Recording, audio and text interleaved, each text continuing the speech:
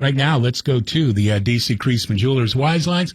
Catch up with Ian Castleberry with Barrett Sports Media, and it is our baseball update for this week, presented by Blue Mountain Pizza, Main Street in Weaverville.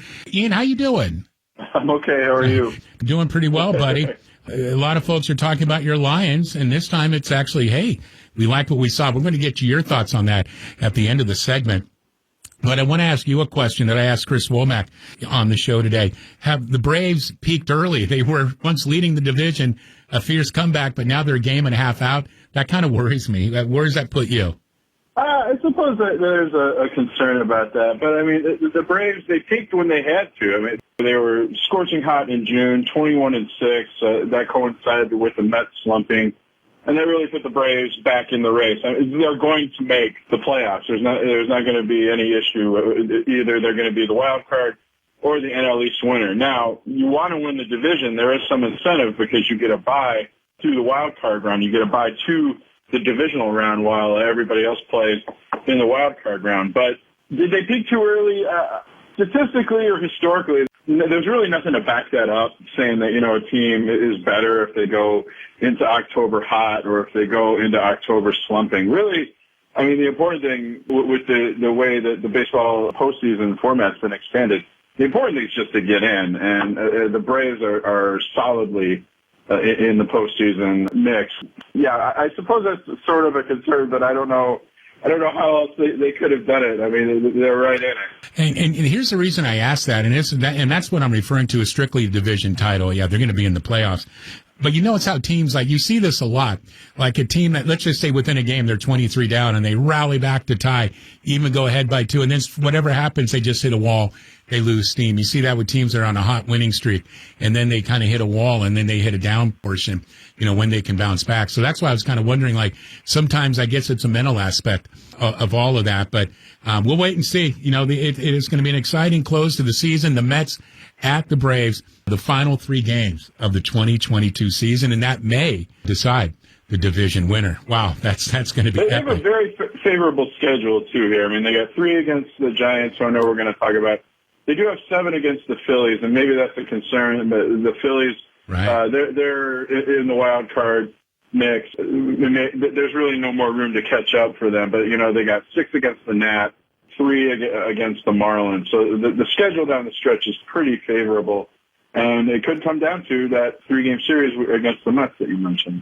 Yeah, and, man, good luck to the Braves. We want it. I mean, if they can win the division and get that home field advantage, just that much better for them. Speaking of division and division winners, Ian, I mean, the Yankees have just been imploding. How confident are you the Yanks hold on to the division title? It was not looking good, especially through August. They went 10-18, but maybe they've turned it around. They're 6-4 so far in September. Their pitching seems to have come around. There is some concern that they have some players that are injured that need to come back before the postseason begins. Notably, Anthony Rizzo, 30 home runs. DJ LeMahieu, not having the season that you typically expect from him, but certainly a valuable hitter. Even Luis Severino, if he can rejoin the Yankees rotation. Aroldis Chapman, he's not what he was, but he's certainly a rocket arm to still bring out of the bullpen. 5.5 game lead right now. I think that's pretty solid. You look at the rest of their schedule. I mean, they do have 6 against the Red Sox, but the Red Sox, they're a last place team.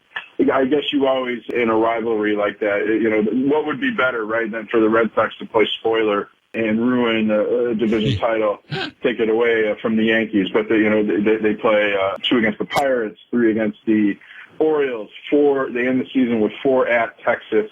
So also a favorable schedule down the stretch for the Yankees. All right, we'll see where that one plays out. Boy, that's been everyone figured, Judge is hot. The Yankees are going to roll on this. But it doesn't feel like they're just like letting up. It feels like, crap, something's going on here.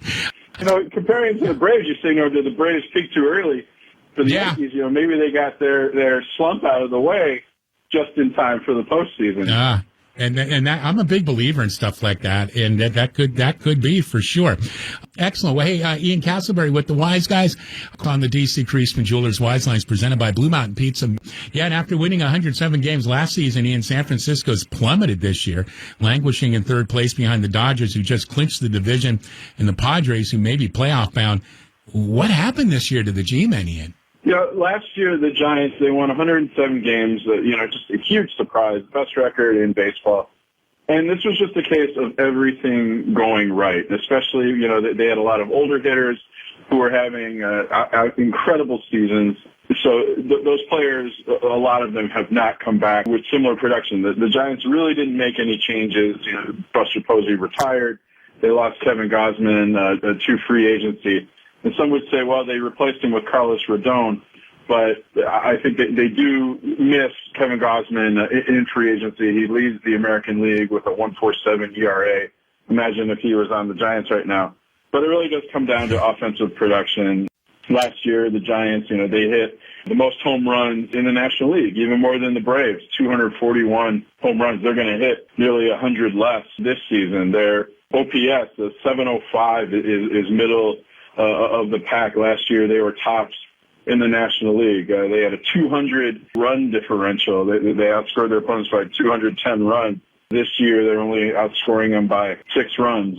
So you also got to look at players like Brandon Crawford, far below last season's performance. Crawford was an MVP candidate last season. Now he's batting 226. Brandon Belt was also slumping, batting 213, and he's currently injured. They added Jock Peterson, and that was nice, but not really enough to make an impact. So I think if you wanted to sum it up in a sentence, it might be that everything went right for the Giants last season, and this season they're just not having the same result. Man, any concern for Gabe Kapler's job?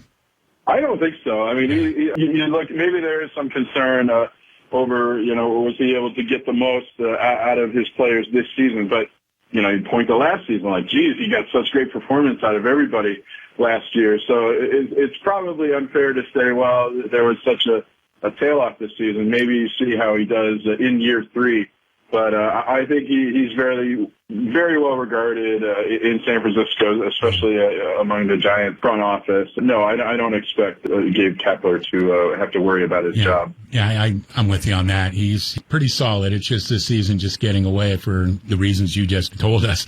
Speaking of managers, White Sox manager Tony La Russa getting a pacemaker. His return is to be determined. Ian, do you think the 76-year-old has managed his final game?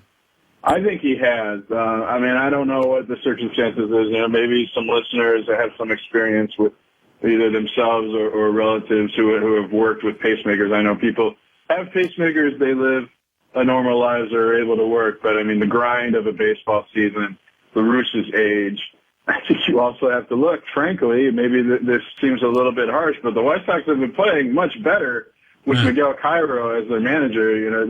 They're 9-2, I believe, since La Russa went out. So I think you have to look at those results. I know Jerry Reinsdorf, this is a move that he pushed for.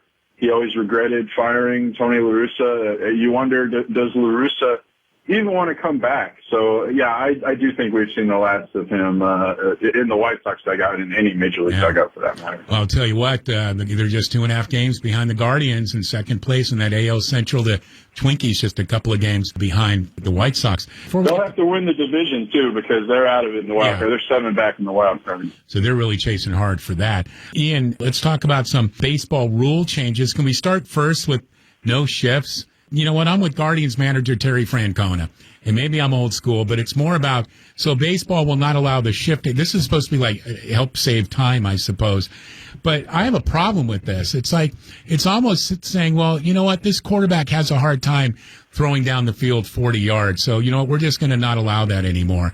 I feel like if you're a player and you can't figure out your swing, why does baseball have to make a rule for those who don't want to spend the time or can't spend the time or whatever it may be?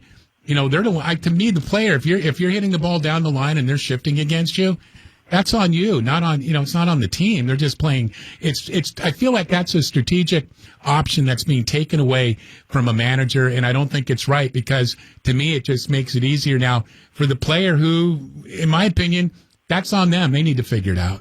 Generally, I agree with you. I mean, I feel like defensive innovation here is being punished. They have figured out, whether through analytics and so forth, that defensive positioning is really key. You see things like the third baseman is playing shallow right field, especially, defending, shifting against dead pull hitters, especially left-handed hitters. I think that's really had the effect on left-handed hitters.